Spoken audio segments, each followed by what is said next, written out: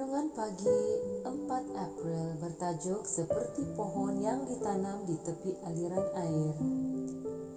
Bacaan firman, ia seperti pohon yang ditanam di tepi aliran air. Mazmur 1 ayat 3. Mazmur 1 ayat 3 ialah salah satu ayat yang paling mengejutkan dan indah dalam seluruh Alkitab. Sangat aneh karena setelah berbicara tentang kata-kata manusia dalam ayat pertama dan kata-kata Tuhan dalam ayat kedua, sekarang topik telah berubah sepenuhnya dalam ayat ketiga dan berbicara tentang bagaimana manusia adalah seperti pohon. Ayat itu menyatakan bahwa ia, yaitu orang yang kesukaannya ialah Taurat Tuhan. Dalam ayat kedua adalah seperti pohon yang ditanam di tepi aliran air.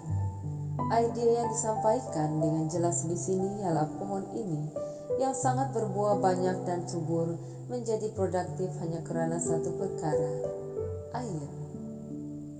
Sangat penting untuk diberi perhatian di sini ialah ayat kedua dan ketiga dikaitkan bersama sebagai satu unit dalam cara yang berikut.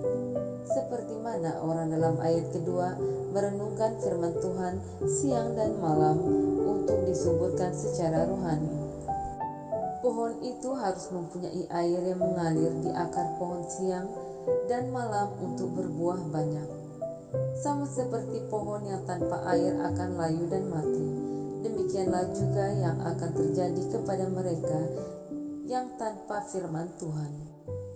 Sesuatu yang menarik di sini ialah perkataan untuk aliran air dalam ayat ketiga bukanlah aliran yang berlaku secara semula jadi, tetapi merupakan parit pengairan yang harus digali dengan sengaja untuk air yang memberi kehidupan itu boleh sampai ke akar pohon setiap masa.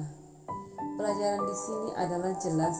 Setiap hari kita harus dengan sengaja membawa air kehidupan daripada firman Tuhan ke dalam hidup kita dan merenungkan air kehidupan itu untuk kuasa transformasi daripada air kehidupan membentuk semula hidup kita. Sebab yang tersembunyi mengapa ramai orang Kristen lemah secara rohani adalah mereka hanya minum satu minuman yang baik pada hari Sabat dan mengharapkan minuman ini sudah cukup untuk sepanjang minggu.